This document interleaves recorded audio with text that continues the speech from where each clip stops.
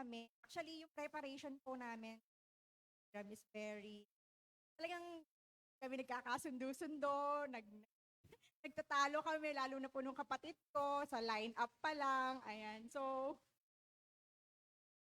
yun nun, pero nakita ko na, ah, actually nung time na yun, nung meeting namin po nung Sunday, talagang sabi namin, bakit may hindi kami pagkakasunduan, bakit kami nagtatalo-talo? And I realized na, okay, kaya kami pala yung team. Alam ko na kami yung unang kami yung pinadala ng Lord dahil alam ko na kami yung unang kakaugnayan. And kahapon, nakapag-release ako ng forgiveness, na-confess ko rin sa aking kuya, yung aking irritability sa kanya nung time na yon, and yung loss of patience ko. So yeah, I released forgiveness sa kanya kahapon. So yeah, siguro talagang pinrepare din po ako ng Lord for this preaching today. And okay, so last week po, ang topic natin ay things to retain. So dinala po ito sa atin ni Brother Carlos. So, okay, sige, for our text today, so let's read from Colossians 3, verse 2b. Okay. Sige, let's stand po for the reading of His Word. Yan. Colossians 3, verse 2b. Ang mga bagay na panlangit ang isaisip ninyo, hindi ang mga bagay na panlupa. Sige, Lord, patuloy mo pong buksan ang aming isipan, O God, kung ano po yung ibig mong sabihin, O God, sa iyong mga salita. Ano yung mga bagay na kailangan naming i-release ayon sa iyong kalooban ngayong linggong ito, sa pangalan ni Jesus. Amen. Sige po, nakaupo na po kayo. So, while we retain some things, ano nga po yung dapat nating i-retain in our spiritual journey with God? Ano yung dalawang bagay?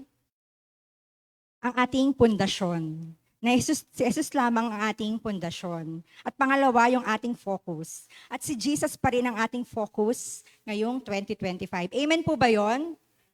Ayan. So, while we retain some things, now other things have to be released. So dito po sa text na ito, itinuturo sa atin ni Pablo na ituon ang ating pansin sa mga bagay na makalangit at huwag magpadala sa mga makamundong alalahanin na maaaring makasira sa ating relasyon sa Diyos. Binibigyan din niya yung mga distractions, ayan, kung ating pahihintulutan ay maaaring makahadlang sa ating spiritual na paglago at paglakad sa Diyos. At gusto po ni Pablo na maging aware tayo sa mga distractions na ito para ma-avoid natin ito at talaga makafocus tayo sa kung ano yung importante at mahalaga. So we have two things that we need to let go. So number 1, false doctrine. And number 2, foolish demands. So for our first point, yan, sige, basahin po natin sa Colossians 2 verse 8. Mag-ingat kayo upang huwag kayong maging bihag ng sinuman sa pamamagitan ng filosofiya at walang kabuluhang pandaraya. Batay sa tradisyon ng mga tao, batay sa mga mahiing aral ng sanlibutan, at hindi batay kay Kristo. Basahin naman po natin sa English.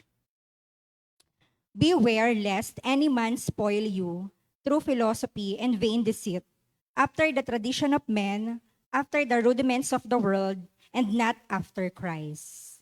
So, dito po sa context na ito, ina-address po ni Paul yung cultural pressures that are tempting the Colossians to turn away from Jesus. So the word spoil means to capture or bihagin, to carry someone away like a captive or prisoner. It also refers to something being corrupted or negatively influenced. So ang Colossians po ay nahaharap sa dalawang distraction. So una, ayan, so 2 influences to resist mystical politism and observance of the laws of Torah. So ang mga bagong Kristiyano po sa Colossians ay lumaki sa pagsamba sa mga Diyos-Diyosan. At makikita po natin dito sa picture Marami po silang iba't ibang Diyos sa iba't ibang aspeto ng kanilang buhay. So Hermes, kung makikita niya, Hermes, God of money, Aphrodite, God of sex, Apollo, God of music, at dinagdag din po nila si Jesus na isa pa nilang Diyos, small d. Ayan, at meron din po silang pressure from the Jewish Christian community na hikayatin yung mga hindi Hudyo na kumpletuhin ang kanilang pananampalataya kay Kristo sa pamamagitan ng pagsunod sa mga batas ng Torah. So, yung Torah, alam natin na ito yung 5 unang aklat na sinulat ni Moises at kilala rin bilang Pentateuch. So, yung Torah po ay isang Hebrew word which means aral, katuruan, or batas. And sa tradisyong Hudyo, ang Torah ang pundasyon ng kanilang pananampalataya at moralidad.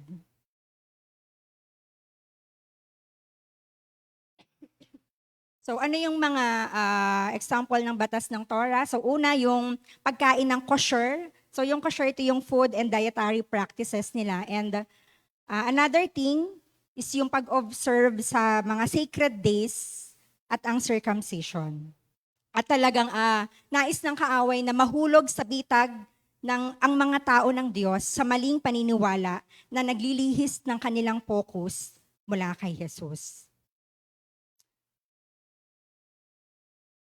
So una, ano pa yung mga distractions na ito? So una, philosophies, or sa Tagalog, karunungan ng tao. So ito po ay tumutukoy sa mga walang saysay at mapanlinlang na filosofiya na mukhang malalim, ngunit nakabatay sa pag-iisip ng tao kaysa sa banal na katotohanan.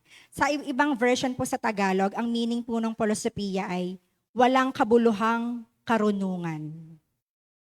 Ayan, philosophies can lead believers away from Christ by appealing to human intellect or pride.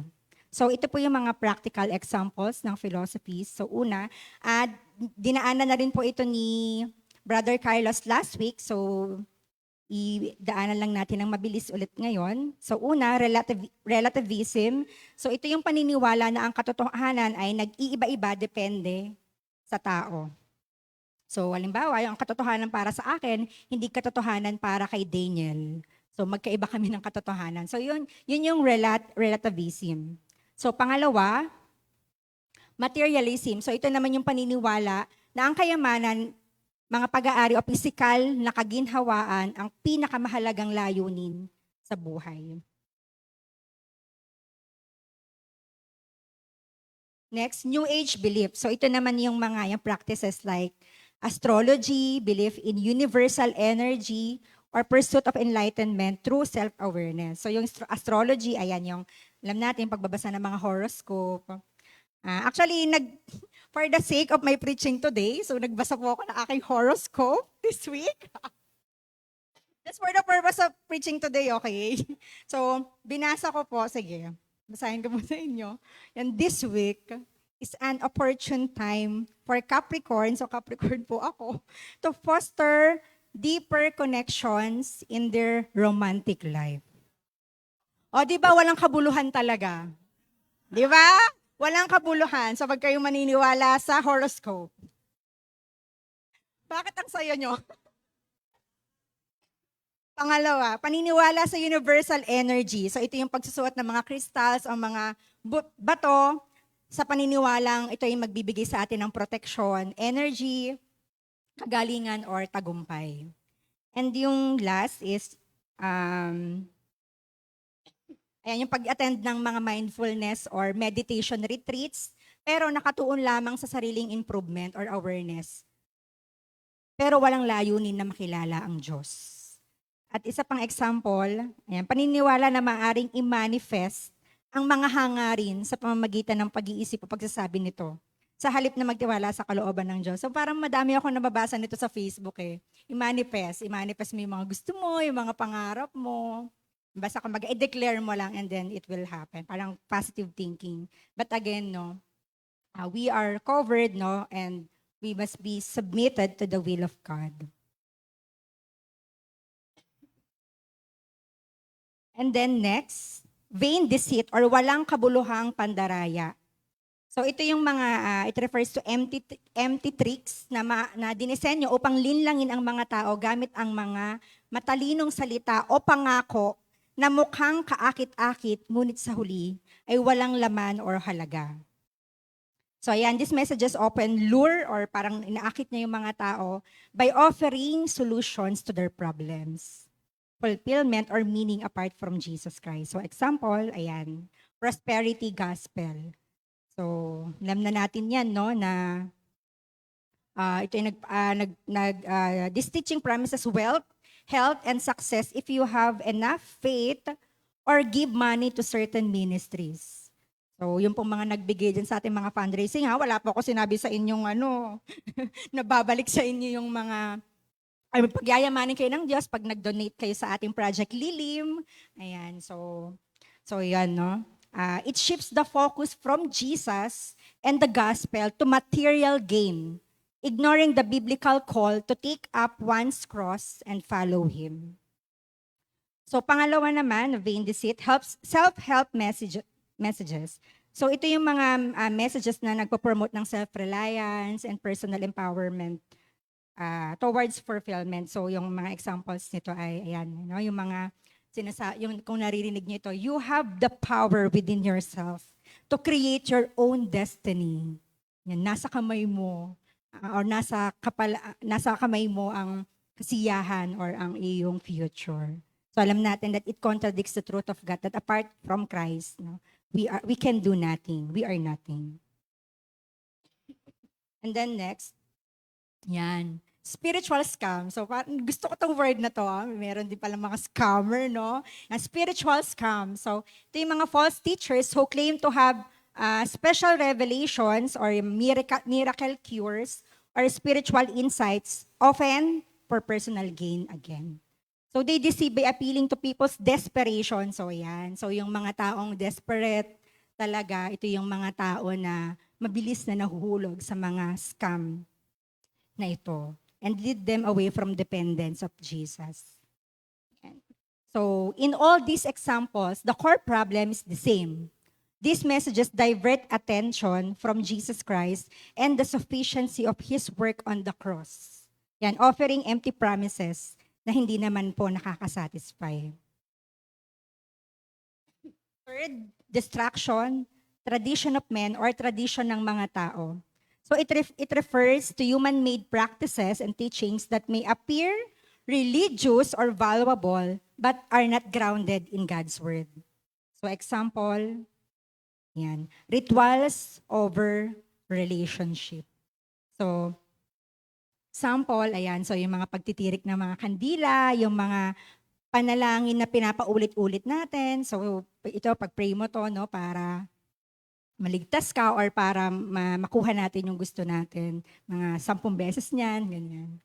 Ayan.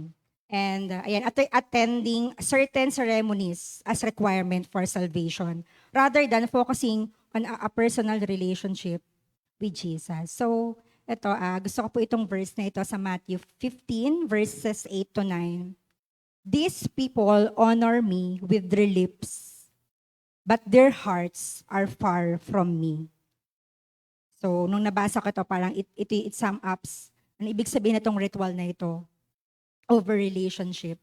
So, it's not about what we say. It's not about our works, religiosity, that the Lord will be pleased. But yung heart talaga natin ang tinitingnan ng Panginoon. Next, legalistic standards. So, adding man-made rules or tradition to God's word as a means of salvation. So, examples, ayan. So, strict dress codes. So, meron akong example dito sa dress. So, may naalala po ako before na may nagsabi sa akin na parang naka-sleeveless siya. Tapos, sabi niya, tinanong niya ako kung pwede daw ba yon. Tapos sabi ko, bakit? Bakit mo nasabi? Akala ko po bawal. Bakit bawal? Tinatanong ko lang siya. Sabi niya, hindi ko alam, basta ang alam niya lang bawal. So,